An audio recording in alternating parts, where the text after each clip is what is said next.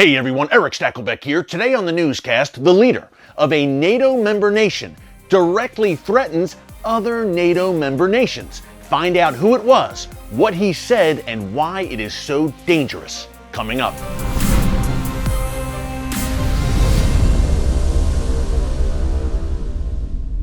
Hey folks, Erick Stakelbeck here. Welcome to the Watchman newscast. The Turkish tyrant Recep Tayyip Erdogan is at it again. He's making new threats, this time not only against Israel, which is bad enough. These new threats by Erdogan are taking things to an even more dangerous level in my view. It's a story you probably haven't heard just yet, but today we will break it down right here on the Watchman newscast. Before we get into it, I just want to encourage you to subscribe to the news channel right here on YouTube and click the notification bell so you get alerts every time a new video is posted. Folks, we are bringing you the kind of cutting edge, timely information that you're just not hearing anywhere else, certainly not in the mainstream media. Take our last newscast, Tuesday, September 22nd, as an example. We reported on Hezbollah stockpiling ammonium nitrate, that explosive substance used in terror attacks around the world. Hezbollah is reportedly, according to the U.S. State Department,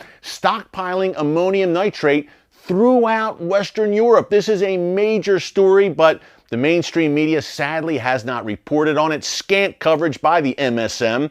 So on the newscast, September 22nd, I encourage you to check it out in our archives right here on YouTube. I asked our viewers, hey, if this is the first time that you've ever heard this story, please let us know in the comments. We got dozens of comments saying, yes, you know what? This is the first time we've heard it right here on the Watchman newscast. So that really is the kind of feedback that motivates us folks to keep doing what we are doing for such a time as this. What happens in the Middle East does not stay in the Middle East. It will profoundly impact all of our lives, no matter where we live. When the world's most dangerous terrorist organization, Hezbollah, backed by the world's most dangerous terrorist state, Iran, is stockpiling explosive substances throughout Western Europe. I think that's a big story with larger implications. So we're going to keep giving you this information that you won't hear anywhere else. By the way, speaking of which, Recep Tayyip Erdogan, the Turkish president, I simply call him the Turkish tyrant, he gave a speech this week before the UN General Assembly. Now, every year, mid to late September, the UN holds its General Assembly. World leaders used to assemble in New York City at the UN headquarters there and give their speeches. This year, they delivered their speeches virtually. And Erdogan had some very interesting remarks. I can't say that they are surprising, but hey, the veil is off. If it was ever on, the veil now with Erdogan is completely off, as you'll hear in a minute. First, I teased a speech in the lead-in. First, we'll talk about the UN speech, but that's not the speech I'm referring to. The really dangerous speech was given about a month ago in Ankara. Before we get into that, let's take a look at his UN speech. I'll just pull up the direct quotes right here on my phone. I don't want to misquote our good friend Recep Erdogan. He told the UN General Assembly, and I quote, "The order of occupation and oppression in Palestine, which is the bleeding wound of humanity, continues to hurt consciences. The dirty hand from Jerusalem," meaning Israel, the dirty hand of Jerusalem is constantly increasing its audacity, Erdogan said. He went on to, basically call Israel oppressive. Israel's been oppressing the Palestinians, and so on and so on. It was so offensive and so blatantly anti-Semitic that the Israeli ambassador to the UN, Gilad Erdan, got up and walked out of the General Assembly when he saw this speech being telecast or broadcast remotely by Erdogan. That's how offensive it was to Israel. And I have to tell you, by Erdogan's standards, as bad as it was actually kind of tame, because in the past, he has called Israel a terrorist state. You can't get any more fierce and offensive than that. So Erdogan laid all his cards on the table once again at the UN. By the way, to show you his larger ambitions, even beyond the Middle East, and his ambition to be the new caliph or the leader of a new revived Islamic caliphate, a revived Ottoman Empire which Turkey once ruled over. he also waded into the Kashmir issue. Now, not to get too in the weeds here, that's a conversation maybe for another newscast, but India and Pakistan have been at loggerheads over the years over this disputed territory of Kashmir. It's a Muslim majority territory. Erdogan waded into that and commented on that as well. India was none too happy. So it shows you that Erdogan sees himself as a leader beyond Turkey, even beyond the Middle East, a leader of the broader Muslim world. Look, Pakistan, Kashmir, that's in South Asia. It's not in the Middle East. It's close by, but it's not the Middle East. It's not Erdogan's immediate backyard, but he sees himself on a larger scale, and he sees himself as the leader of the Islamic world. That is what he's positioning himself to be, a modern-day caliph, a modern-day leader of a revived caliphate. That's who he is. It's what he does. Now, his rhetoric against Israel at the UN, no surprise. Again, this is a man, as we reported here on the newscast a few weeks ago, again, check out our archives, who recently hosted the leaders of Hamas in Turkey and awarded them with Turkish passports. Folks, let's face it, let's not kid ourselves any longer. As long as Turkey is under Erdogan's radical rule, it will be NATO. NATO in name only. NATO, not NATO, and that's the truth. That's the reality of the situation. Now, I'm glad that we had a chance to review the recent UN speech. It was important, it was disturbing, without a doubt, but the speech I was referencing in the lead-in today was given on August 30th in Ankara, the Turkish capital. Erdogan, according to the Middle East Media Research Institute, folks, check them out, MEMRI.org, that's MEMRI.org. They are literally the only media outlet I've seen that reported on this. MEMRI.org. Here's what Erdogan said. Brace yourselves, and a little bit of background in terms of why he's referencing Greece and France and what I'm about to tell you. There is right now a major dispute going on in the Mediterranean Sea, in the Eastern Mediterranean, over natural gas. Turkey wants the natural gas. You have Cyprus vying for it, Greece, Israel as well. But Turkey, Erdogan, again, trying to project strength in that Mediterranean region and beyond. He's trying to muscle his way in, bully his way in, intimidate Greece, intimidate Cyprus, intimidate the entire Mediterranean region, and take the natural gas for himself. Basically, that's what's going on. So that's kind of the pretext to what he said on August 30th. Again, listen closely and remind yourself, NATO member nation. Listen. Erdogan said that there is no power that can stand in the way of this country, Turkey. We say to our enemies, bring it on. We will not hesitate to sacrifice martyrs and wounded people in this fight. Can those who oppose us in the Mediterranean Sea and around it accept the risk of the same sacrifices?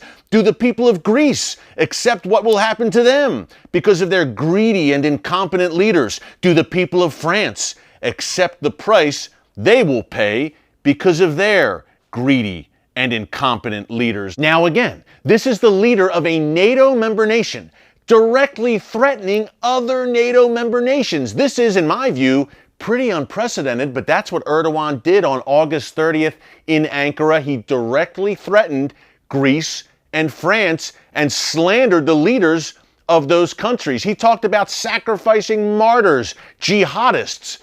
This is not surprising, by the way, because a few years back, Erdogan gave a speech in which he called mosques, he said the mosques are our barracks and the minarets are our bayonets. This is Recep Erdogan, the Turkish president, leader of a NATO member nation. He said that in the past, so his talk of martyrdom a month ago should have been no surprise. Direct threats now against Greece and France, and that's why I said earlier on here in the newscast, taking things to another level. We've grown accustomed, sadly enough, and NATO seems to be just accepting it. We've grown accustomed to Erdogan slamming Israel and even indirectly threatening Israel, sometimes directly threatening Israel, threatening to seize Jerusalem. He's done that on multiple occasions. He has an obsession with Jerusalem and his view that Muslims should control Jerusalem. But now, I said it was a new dangerous level because, of course, he's threatening Israel and Jerusalem. Bad enough.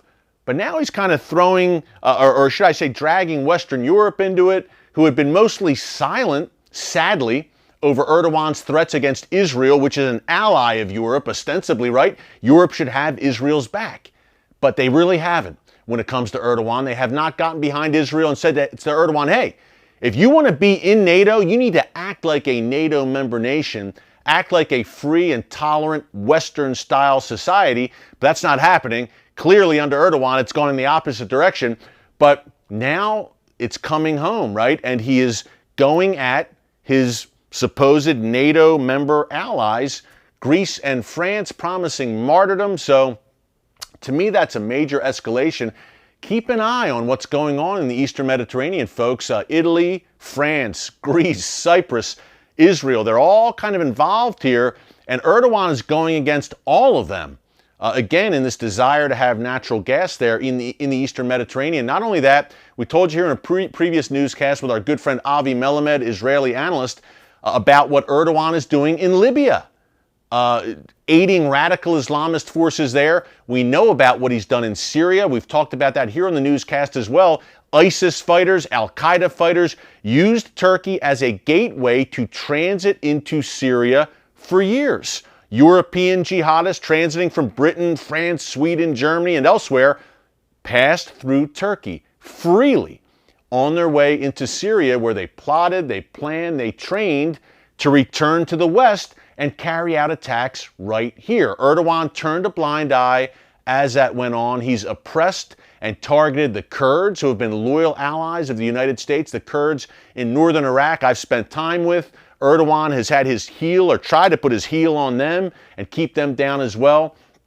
He's got regional ambitions, whether it's Syria, the Mediterranean, Libya, even Iraq. Erdogan has a larger vision. Again, he sees himself as the caliph. Now, two things here to remember. Number one, I have not heard any official response. Maybe I missed it. I may have. It's possible. Trust me. A lot going on right now, but Greece and France, I don't know that I've heard an official response to this August 30th speech. Number two, again, God bless Memry.org. Thanks to Memry, MEMRI.org. I encourage you to check them out. Other than Memry.org, maybe some Israeli outlets like the Times of Israel picked it up as well. But New York Times, Washington Post, The Guardian, CNN, nothing about a NATO member nation threatening direct violence against other NATO member nations. And by the way, in that same speech, August 30th in Ankara, Erdogan also indirectly kind of threatened Muslim nations that dare align themselves with the West or Israel. This is his MO. We need to wake up. If you're watching this newscast, I'm pretty certain that you're wide awake. Your eyes are wide open. You're not deceived. You see what's going on here, obviously, with Erdogan very clearly. Folks, I believe that he is a prophetic player, and not in a good way, with what's lining up. You see Turkey's moves. You read Ezekiel 38 and 39, the war of Gog and Magog. So some nasty things are coming down the pike, I'm sad to say, with Turkey, which, look, was a loyal U.S. ally, a loyal ally of Israel, which had made such great strides in secularizing since the collapse of the Ottoman Caliphate in 1924. Turkey was really on a good path, and then Erdogan came to power in 2002, and it's been steadily downhill. So keep the people of Turkey in your prayers, by the way.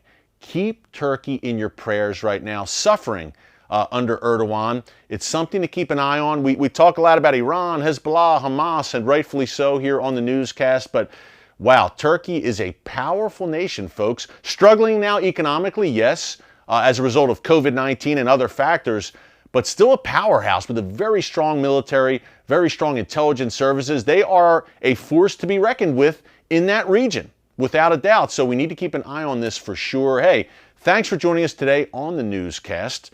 Until next time, hang in there. The God of Israel neither slumbers nor sleeps. He will never leave you or forsake you. Remember that in these perilous times in which we are living, it's also an opportunity, because these are Bible times. And this, as believers, this is where we really step up. We are light to others and we earn our keep. I truly believe that. So God bless you. Thanks for joining us. Until next time, never hold your peace.